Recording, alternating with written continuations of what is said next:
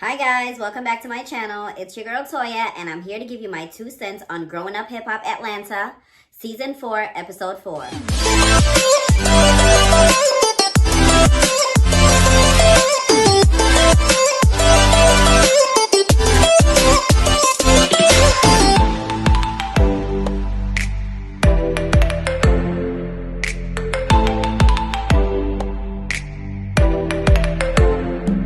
So the episode starts out with BT pulling up to the gym where Bow Wow and his ugly friend are working out, and they all start checking women out and flirting. You know, Bow Wow this season has just been all about the women because the music hasn't really been doing what it needs to. I mean, his old hits still get the club jumping, but we haven't heard anything about the new songs, and maybe it should stay that way. So while they're there, Pimpin' pulls up, not in workout gear, to tell them that Diamond was at the studio and she came there doing some rah-rah-rah about the split sheets. But what we didn't see on camera is that Diamond came back to his apartment later that afternoon or that day, and she didn't leave until he left to come to the gym. And I'm just looking at Pimpin' like, that girl left your house. She did not get off that D not even 2 minutes ago. And you're already in the gym high-fiving and slapping fives with the boys. Anyway, Bow Wow thinks it's a waste of time. Their relationship is toxic. And, you know, it's just a part of the song and dance that they do with the back and forth. And single is the way to be because you could be out here with him. Switching gears, Shania and her boyfriend of 4 years are taking a stroll with their dog, and they're talking about Ayana's diagnosis for COVID-19. And her boyfriend goes, well, are you going to text her? And she says she doesn't plan on texting her because she had, you know, not reached out for her birthday. She didn't reach out for graduation. She didn't reach out for a bunch of things, and as a friend, Shania thought that she should have. And it's kind of sad that you're holding on to these not reach outs when you don't know how COVID is going to affect this girl ultimately. You know, what if it, God forbid, takes her life? Then you don't want to be sitting at home wishing you could have reached out and didn't over not getting a phone call for your birthday. We also find out that the reason Ayana hasn't been reaching out to Shania is because last year she really, well, not, was it last year? Some time ago, Shania really offended Ayana when she started asking very ignorant questions about her relationship with her girlfriend, saying, you know, is your girlfriend the man in the relationship? When people see y'all together, you know, they're going to think that she's the guy in the relationship. And it was pretty ignorant. And Shania did acknowledge her ignorance. And she said that she didn't know that it was an offensive thing that she was saying at the time. She since apologized. But, you know, Ayana was not paying that girl no mind. She just went off living life clearly because she's still in her relationship with her girlfriend. And, you know, it's one thing to be ignorant, but once you realize that you have been ignorant and your actions did hurt someone, it's good to just go ahead and get that apology out the way. It doesn't make sense to drag it along, draw it out. And then, you know, something like this happens. Someone has COVID and we don't know if they're going to make it out of it. Especially because Ayana has underlying issues with asthma. She has to have a nebulizer to help her breathe. You know, go ahead and fix it with that girl. And you guys have, you know, had a relationship in the past without the cameras because, you know, you guys are industry kids, so go ahead and fix it. So switching gears again, Brat pulls up on her girlfriend, Big Booty Judy, and Big Booty Judy is sitting, having a conversation with her assistant about, you know, product sense and needing a bigger warehouse, you know, to house all of the products they had. And Big Booty Judy wants to wait another year or so, and the assistant is telling her, listen, we needed this yesteryear. At the same time, Brat pulls up, and they are so friggin' adorable. They're like my new favorite couple. Like, I can't even say couple goals because I'm over here strictly daily, but, well, maybe not strictly. Anyway, it's not about me. So I just can't get enough of Brat and Big Booty Judy on this show. They are so cute. And the way Brat gets so childish around her and so expressive of her love around her, it's just amazing to see. So she is letting her know that, listen, I went behind your back and I called your realtors and they're looking into warehouses here in Atlanta for you to move your business from New Orleans. And at first she's apprehensive. She's saying, listen, it's not as easy as closing one door and opening another door. It's not that simple. I have to move everything. I have to switch insurances. I have to do a whole bunch of stuff that I might not be ready for. But, you know, she ultimately agrees that she's willing to look into that. So after that gets accomplished, Brat decides to tell her that, listen, I got an invitation to my girl Diamond's album release party, and you know I don't mess with the vid, but, you know, that's my girl, and I like to go out and support her, and I feel like it would be the perfect time and place for us to step out as a couple. Because even though they came out to the world and, you know, the blogs got it, the media got it, everyone got it, they never stepped out on, like, you know, a night on the town. So Big Booty Judy agrees to go, and, you know, Brad says she's so excited she has chills up and down her spine. And again, they had another little cute moment. Judy pulls up on her like, what kind of chills? So we move on to revisiting Buku. That's Andrea Kelly's daughter. And she's at Buku's apartment, and they're sharing how COVID has affected their lives. Ree's telling Buku that she, you know, her money is funny because before COVID, she was getting all the bookings. And since COVID happened, you know, all the promoters started calling back for their deposits. They're saying that, listen, we don't know when this COVID thing is going to pass. So we have to dial it back, get our money back. And she's out here looking like I ain't got no money. And Buku tells her, you know, she's been working a lot harder on her music. She has been switching gears a little bit in terms of her sound, and she's a little bit more aggressive. And then Ree tells her about Diamond's album release party and ultimately invites her. So when she tells her about Diamond, Buku seems very excited to meet her, and she accepts the invitation to go. While talking about the party, Ree also expresses that she is a little bit nervous about seeing the Brat and Deb for the first time since she saw them last year and utterly disrespected them. She basically told them she did not want to audition for their boot camp. You know, just off the strength that she's Eazy-E's daughter, she should get top tier treatment and skip the line. And, you know, she needs real guidance, and obviously they weren't the ones to give it to her. So she feels remorse about that, and she's wanting to apologize and clear the air between them, but she's nervous about seeing them nonetheless. So now Deb is at her office, and she gets a call from Lily. You know, Lily, SWV, Lily. She gets a call from Lily, and Lily tells her that, you know, even though she's a Trump supporter, she is, you know, still gonna mess with her. We also find out that Lily had a hidden agenda. She wanted Deb on the line because her son Kyrie just got out of jail on some robbery charges, and she wants him to pursue music because she thinks that music is gonna be his bread and butter. It's gonna be what saves his life, as many do. Cool. So she tells Deb about her son, and of course, Deb, staying true to form, extends some help. She invites them to Diamond's album release party to network and hopefully get some work. And Lily is very excited about that. She accepts the invite, and they move on from there. We then see DJ Hurricane checking up on Ayana, and she's saying she's not doing great.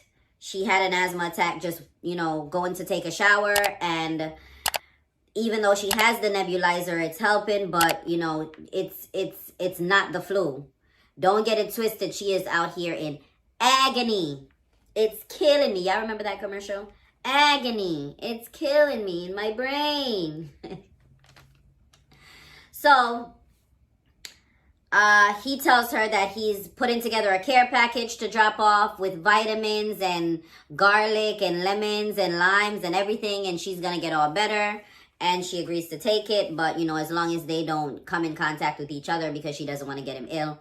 We later find out that she went back to the doctor since, tested again, still tested positive, but since then her symptoms have subsided. So thank God she's getting better, but, she's still tested positive for now. And we just have to watch and see the rest of her diagnosis. I know we already know the real life what happened, but just for the purposes of the show, we're going to act like this is just unfolding now. Okay, guys, just walk with me. So now we move on to Lily's house, where she's chefing it up and cleaning up, and she's talking to her son, Kyrie, about getting his life together now that he's fresh out. She wants him to stop with the BS, stop with the nonsense, stop with this going to jail business, and really get his life on track so he could be a great dad to his daughter. And she's right.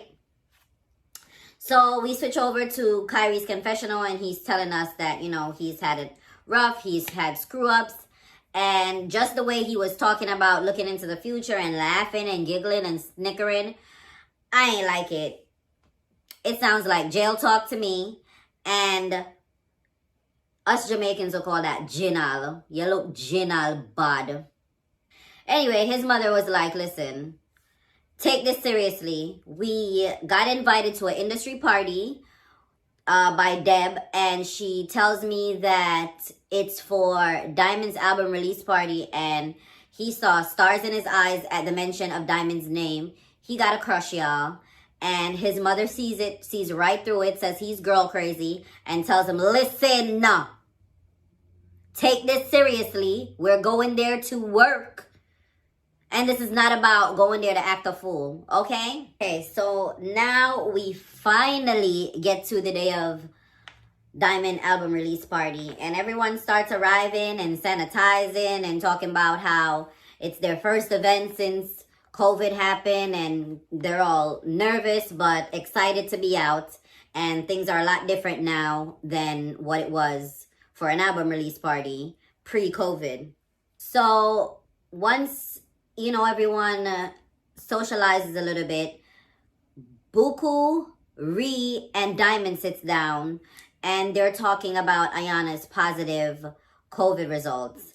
And it seems like nobody in the little girl circle really talked to Ayana, because Ree's beef with her stems from how she was with Brandon. Remember Brandon, Deb's pseudo son?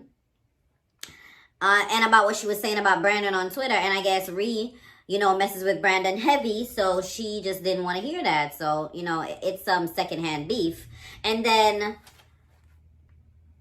Buku was just saying, she doesn't have any beef with her, but she hasn't spoken to her in a while.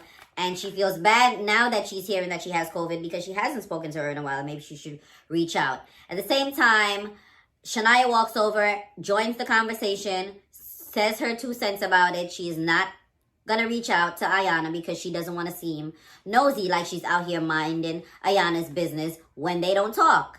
So she says, you know what, she just should fall back in that regard, and that's on that.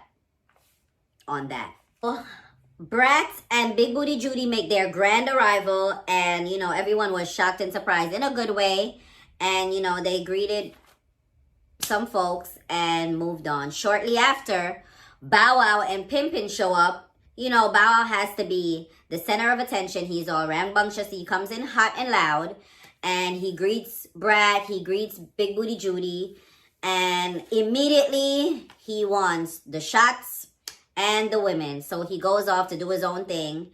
And while they're there, all the guys are off to one side. Pimpin', Bow Wow, BT. I don't know if Ugly Guy was there or not. I tend to miss him a lot. But they're all over there, and Lily and her son Kyrie pulls up, and Kyrie immediately zones in on Diamond and starts flirting. Like, the second they spoke, he started flirting. They're taking pictures. He has his arm around Diamond, and Pimpin' is off to one side seeing all of this, and like, head explosion, right? And while he's seeing all of this going on, he's like, you know, with the guys are noticing that Pimpin' is losing it mentally, and Pimpin' is just really watching anyway, and trying to keep it cool. So meanwhile, on the other side of the party, Ree finally works up the courage to go over to the brat. And the brat is sitting down with Big Booty Judy, and Ree sits next to Big Booty Judy. So now it's Ree, Big Booty Judy, and the brat. And they have an awkward pause because Brat is looking at this little girl like, I know this little entitled brat did not come sit her orange ass over here and try to interrupt me and my lady stepping out night. And they awkwardly sit there for a second, and it was pleasant. Ree asked, oh, so what y'all been up to? And, you know, broke the silence. And the brat answered nicely. She says, you know, she's been inspired lately. She's been in the studio writing love songs. She's happy as can be. And she's in just the best place. And Ree should try it. So Ree then tells her that she sees the error in her ways, and she shouldn't have been acting the way she was acting before. And she respects Brat as a legend. She wants to one day be a legend herself. So from now on, if Brat says jump, she's going to say, how high, ma'am? And Brat says, you know what? This sounds genuine to me. You really sound like you ate a big old slice of humble pie. So, you know, I'm here for you. But rest assured, don't get it twisted.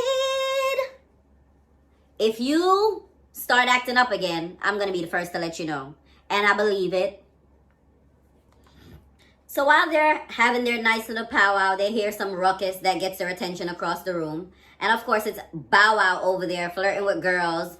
And Brat had to interrupt him from going off with some randoms that BT brought to the party. But Bow Wow says, listen, big sis, I'm out here. This is what life is for me right now. And I'm finna go let these ladies know me a little bit better. You heard? I just cannot take this little boy seriously.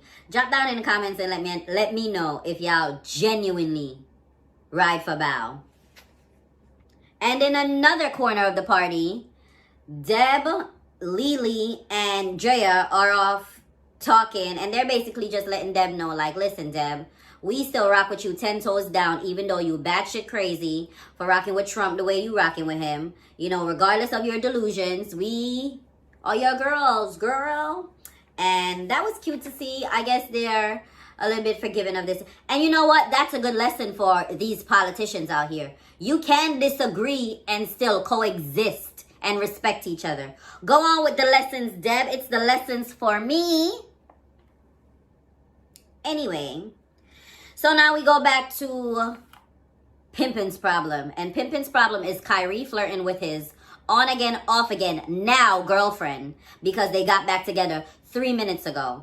So Pimpin can't take it no more, and he just walks over there. So this is Diamond, this is Kyrie, and Pimpin just walks over there, inserts himself right in the middle of the two of them, goes up seemingly, I don't know if it was a kiss, but you know, he towers over Diamond. So Diamond goes, hi baby, and I guess kisses him back, I don't know.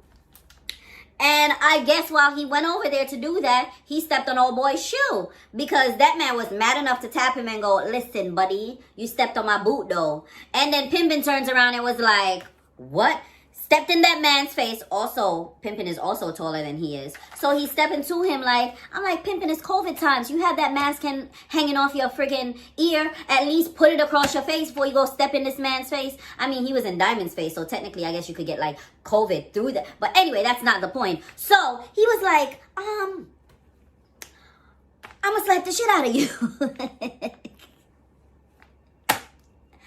And they're almost getting in a kerfuffle, and that's where the episode ends. But Kyrie better be careful. He's fresh out, and he could be fresh back in a minute. So, also, you don't know anybody at this party because you're new to the scene. You don't think that if this man steps in front of the girl, that the...